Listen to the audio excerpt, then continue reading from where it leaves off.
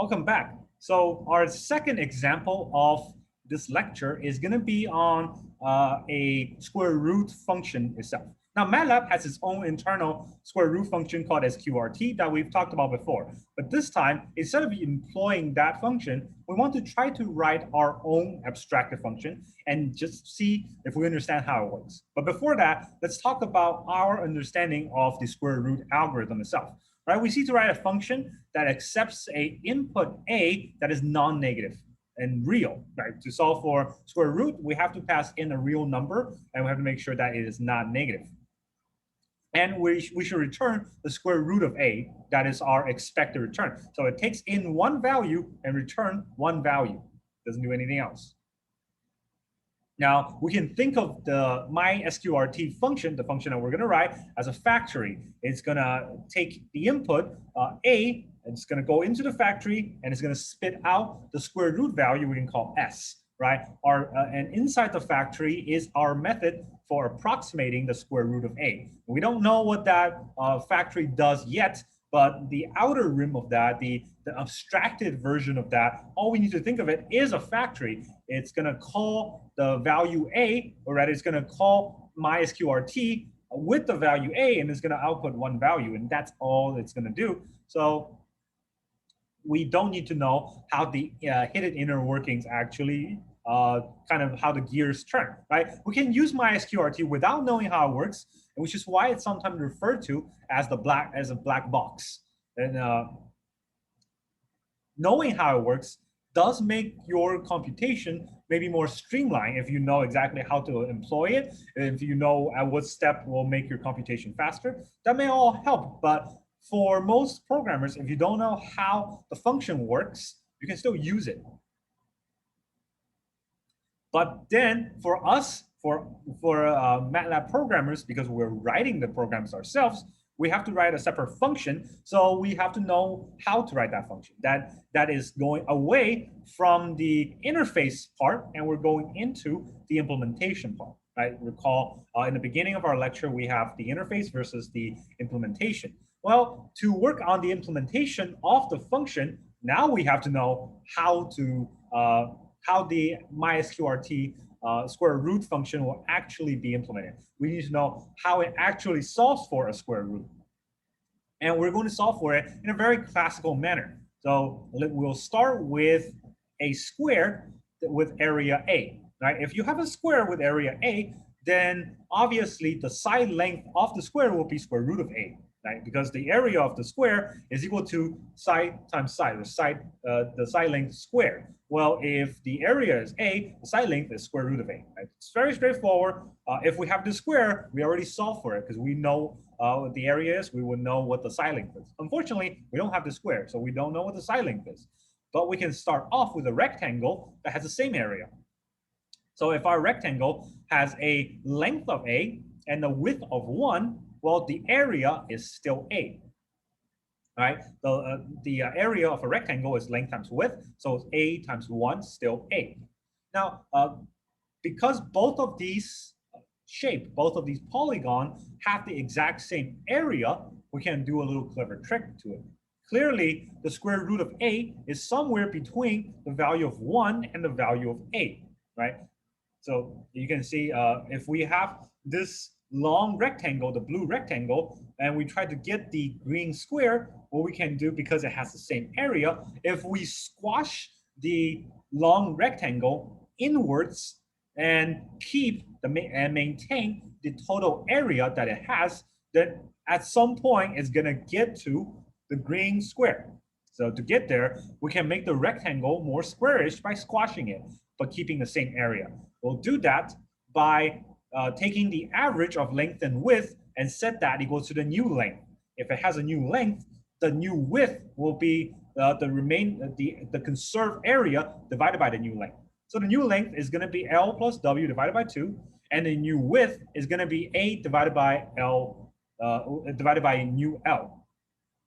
Okay, so now we get a more squarish, more squashed area. Now we get a more squashed version of our previous long rectangle. Right, but that's not good enough. if we look at it, it's still away from our square root of a. It's not there yet. So we can squash it again. We'll do the same implementation. Our new length is going to be the old length plus width divided by 2. And the new width is going to be the conserved area divided by the new length. And basically, we made it more square again. We squashed it some more. But again, it's still not good enough. And we'll repeat that process over and over. It will never get to that exact square, but it will approach it asymptotically because we're always dividing, or rather, we're always trying to solve for the average as the new length. That new length will never be less than the width, right? Because we're always taking the old length plus the width divided by 2. So it will never be less than the width. So we will never get to square root of 8, but we won't surpass it either. And as it is an asymptotic approach, it will keep going until convergence, and we can set up our computational code or our pseudocode, something like this, right? We set the initial length equals to the area. We set the initial width equal to 1. Well, A divided by L, which is going to be equal to 1, and that's our first iteration, or rather the initial condition. Then within the first iteration, we solve for a new length, which is L plus W, and we'll solve for a new width, that is A divided by L, or L plus W divided by 2, sorry. So the new length is the average of length and width, the old length and width, L plus W divided by 2, and the new width is the conserved area, the area never changes, divided by the new length L. So that's the first iteration. The second iteration, same thing. The new length is the length for iteration 2 is the length and width from iteration 1 averaged. So length from iteration 1 plus the width from iteration 1 divided by 2, that's our length from iteration 2. And our width from iteration 2 is the conserved area, the area value doesn't change, divided by the length from iteration 2. And that will be the length and width of iteration 2. And it will keep going for iteration 3, 4, 5, until we find a value that converge far enough that we can stop, right? We find a value that give us an error that is within our tolerance. So we can package this idea as a iterative process using a for loop. So we can say that initially L is equal to A, W is equal to A over L, or W is equal to 1. And then we get for K going from 1 to 10. So we're going to iterate this 10 times. We get L is equal to L plus W divided by 2, and W is equal to A divided by L. Again, this is the same line of code for every iteration. Then we can just put that into a